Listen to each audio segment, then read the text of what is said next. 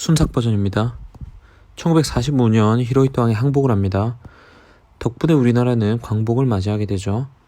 대한독립 만세 열풍이 한참이었습니다. 하지만 북에는 소련이 진주하고 남에는 미국이 진주하게 되죠. 소련은 이미 노동자, 농민이 잘 사는 나라를 주창하면서 자본가를 숙청하고 토지개혁을 시행합니다. 북한에는 북조선인민위원회가 들어서고 남한에는 유엔 결의에 따른 총선이 시행됩니다. 그리고 북한과 남한이 분열이 되게 되죠. 김일성은 일본의 중공업 지역을 물려받고 있어서 북한 쪽이 초반에는 인프라가 더 좋았습니다. 하지만 남한의 이승만은 정치 안정이 더 시급했죠. 북한 정권이 들어서자마자 김일성은 국토를 완전 정복하겠다, 공산주의를 남한까지 뻗치겠다고 주장하였고 군대를 강성화시켰습니다. 그리고 여러 번 스탈린을 찾아가죠. 스탈린은 아직 무리라고 하면서 군수물품을 지원해줬습니다. 그리고 모택동도 역시 아직 무리라고 하면서 조선적으로 구성된 2개 사단을 넘겨주죠. 그리고 에치슨 라인이 후퇴됩니다. 원래 미국이 한반도까지 공산주의로부터 방어라인을 구축하고 있었는데 미 국무장관의 에치슨이 방어라인을 일본까지로 후퇴시켜버립니다. 자, 계속 승인해달라고 하는 김일성에게 일단 게릴라전을 하면서 조금 시켜보라고 하는 스탈린, 그 남로당이 게릴라전을 시행하죠. 1949년 9월이었습니다. 근데 이 전쟁이 좀 임박해올 때 이 국지전을 치르지 말라고 스탈린이 얘기하죠. 괜히 전면전으로 가기 때문에 국지전을 치르지 말라고 합니다. 그리고 1949년 8월에 소련이 핵실험에 성공하고 10월에는 모택동이 국공내전에서 승리하게 됩니다. 그리고 1950년 4월에 스탈린이 전쟁을 승인하죠. 스탈린은 미국이 무서웠습니다. 중국의 동의가 전제되어야 된다고 하고 소련은 이 전쟁에 전혀 개입이 안 했다고 위장을 합니다. 중공군 모택동은 스탈린을 거절할 사유가 없기 때문에 전쟁에 참여를 하게 되죠. 북한의 전쟁 전략은 1단계 서울, 2단계 대전, 3단계 부산까지 점령하는 건데 이게 소련말로 작성되어 있습니다. 2개월 이내 점령을 해서 유엔군과 미군이 상륙하지 못하도록 하는 게 북한군의 전략이었습니다. 남한은 전쟁 준비가 안 돼 있었어요. 전력의 3분의 1이 휴가가 아닌 상태였고 이런 걸로 봤을 때는 교란 세력이 있지 않았나 싶습니다. 그 남한 지도부에도 이런 교란 세력이 있지 않았나 싶어요. 북한군은 6월 25일 탱크를 선봉으로 해서 아래로 동해 그리고 서울 쪽 수도권 쪽으로 여러 전선으로 밀고 내려옵니다. 전쟁이 시작됐죠. 근데 김일성은 남한군이 옹진반도를 공략했기 때문에 우리가 공격한다고 얘기를 합니다. 그런데 유엔 대사를 말을 보면은 이거는 명백하게 북한군이 완벽한 준비를 갖춘 상태에서 침공했다고 합니다. 북한의 남침이죠. 아직까지 우리가 북한을 침범했다고 주장하는 사람들이 있는데 말이 안 되는 내용입니다. 자, 그리고 전선은 굉장히 쉽게 붕괴가 되죠. 동부전선, 서부전선, 양주, 의정부, 그리고 미아리 방어라인까지 무너지고 탱크는 굉장히 밀고 들어옵니다. 그리고 춘천으로 들어갔던 이 북한군의 부대가 수원까지 진출해서 서울을 완전히 포위 공격해서 없애버리는 전략을 세웠습니다. 하지만 우리 춘천에는 국군 6사단이 지키고 있었는데요. 북한군 2사단과 2사단을 격퇴하고 12사단까지 격퇴합니다. 거의 괴멸 상태까지 만들었죠. 6.25 전쟁 초반에 가장 큰 승리 중에 하나입니다. 전쟁을 3일 동안 지원했고 수원이 함락되면서 서울이 포위되는 것을 지연시킨 전쟁이었죠. 전투였습니다. 그리고 6월 27일 이승만 대통령이 서울을 떴고 28일 서울을 점령당합니다. 북한군의 깃발이 중앙청에 나붙게 되죠. 자, 그리고 메가더 장군이 수원을 시찰합니다. 이때는 수원 비행장에 막 폭탄이 떨어지고 있을 때인데 메가더 장군은 전선 시찰을 이어옵니다. 이때부터 메가더 장군은 유엔 상륙 작전에 대한 생각을 했었습니다. 그리고 남한 군사들의 전투 의지를 확인했죠. 이거는 일합니다. 다른 병사들도 그런 생각이냐, 소원이 무엇이냐, 무기를 달라고 하는 우리 국군, 참호를 지키고 있는 국군을 보면 우리 국군에 대한 의지에 전투 의지가 있고 전쟁에 대해 승리할 수 있다고 생각했던 것 같습니다. 거의 전라도 지역을 아주 손쉽게 점령하고 낙동강 라인까지 압박해 들어갑니다. 북한군은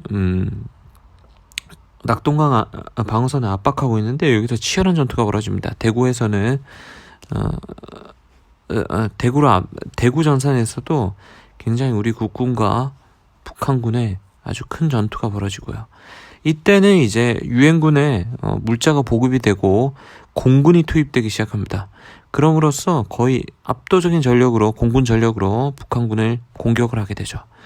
이때 북한군의 탱크는 유엔군의 폭격을 받아서, 미군의 폭격을 받아서 거의 무용지물됩니다. 그리고 수송 기차나 이런 수송차에 이 탱크를 실어온 게 아니고 이 탱크 자체가 그냥 서울에서 낙동강 전선까지 탱크로 이동했기 때문에 이 탱크는 거의 무용지물로 쓸모없는 탱크가 돼버립니다. 그리고 이제 미국의 퍼싱 전차가 투입되면서 북한군은 거의 괴멸돼버리죠. 퍼싱 전차를 막을 방법이 없었습니다. 그래서 북한군이 6탄전을 하게 되는데요. 이런 수류탄을 이런 포신이나 이거 뚜껑, 전차 뚜껑에다가 이런 수류탄을 투여하는 방법으로 전투를 하게 되는데 이 퍼싱 전차 한 대가 얼마나 강했는지 500명 중에 260명을 사살하는 전과도 있었습니다. 그리고 이제 인천 상륙작전에 거론될 때 세 군데 방향이 거론됐었는데요. 인천 그리고 군산 그 다음에 동해안 쪽으로 상륙하는 전략이 있었는데 군산과 동해안은 큰 의미가 없다고 메가더는 판단했고요. 인천으로 갔을 때 작전의 성공 확률은 5000분의 1이라고 미군 측에서는 판단했지만은 실제로 미군 인천 쪽으로 진입해서 이쪽 수도권 방어 병력을 괴멸시키고 낙동강 전선에 있었던 방어선에 있던 우리 국군이 올라오면서 낙동강 전선까지 격파하는 전략을 세웁니다.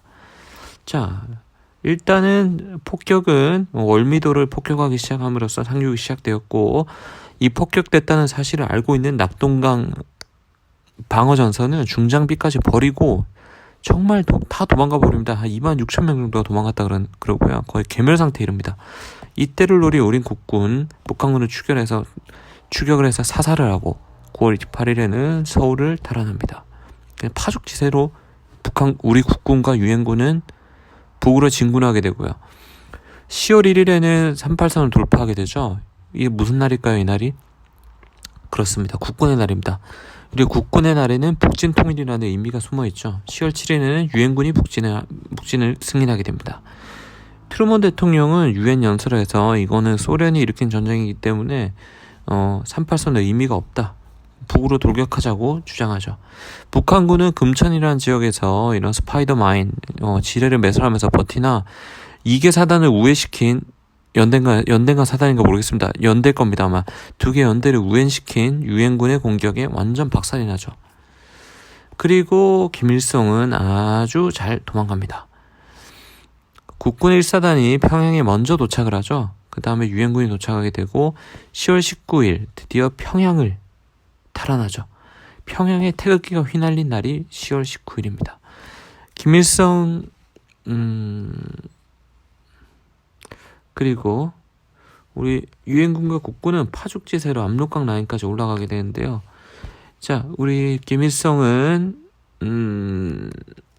스탈린과 모택동에게 구원을 요청합니다. 도와달라고 하는데요. 모택동은 펑더와이라는 장군을 투입하게 되는데요. 모택동은 미군이 북한으로 자기 본토 중국으로 진격해 올 거라고 생각했기 때문에 좀 더 빠른 시간에 개입할 것을 결정했습니다. 전쟁 영웅이었던 이 펑더와이는 나중에 문화혁명을 반대했다는 이유로 엄청난 치욕을 겪죠. 이 사람은 국공내전에서도 전투 경험이 많은 위나라로 치면은 장합 정도의 용장이었습니다. 자, 김일성은 유엔군의 폭격을 피해서 아주 잘 도망갑니다. 정말 임진왜란 선조 이상으로 잘 도망가고요. 이때 중공군이 투입되게 되는데 중공군은 공군 병력이 없었어요. 근데 이 막강한 유엔군의 공군 병력의 이런 폭탄을 피해서 낮에 잘 보일 때는 자고 밤에는 진군합니다. 그리고 이 장신호 전투에서 유엔군이 거의 뭐 엄청난 피해를 입게 되죠. 미군 일개 사단이 입었던 피해 중에 역대 최고의 피해를 입었고 당시에 동상 피해도 굉장히 많았다고 합니다. 메가더는 굉장히 분노하게 되는데요. 이 중공군의 전쟁에 개입할 걸 생각 못했던 건 메가더였습니다. 이때 엄청난 실수였죠. 화가 난 메가더는 만주를 폭격하고 장제스군을 한국전쟁에 참여시키고 중국 해안을 봉쇄할 것을 주장했지만은 트루먼 대통령이 반대합니다. 이렇게 되면 3차 대전으로 가는 길이었기 때문이죠. 1월 4일에는 서울까지 다시 빼앗기고 38선 전선은 거의 교착되게 됩니다. 이후 다시 탈환하게 되고 38선 전선 교착되고 38선 라인으로 해서 굉장히 많은 잔잔한 전투들이 일어나게 됩니다. 이때부터 휴전이 계속 논의됐는데요.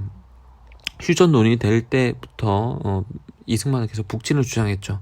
북진을 주장하고 이런 북한군 포로 중에서 전향한 포로들을 풀어줍니다. 이거 위에 깜짝 놀란 트루먼 대통령은 한미 상호바이 조약을 체결하고 주한미군을 상주시킵니다.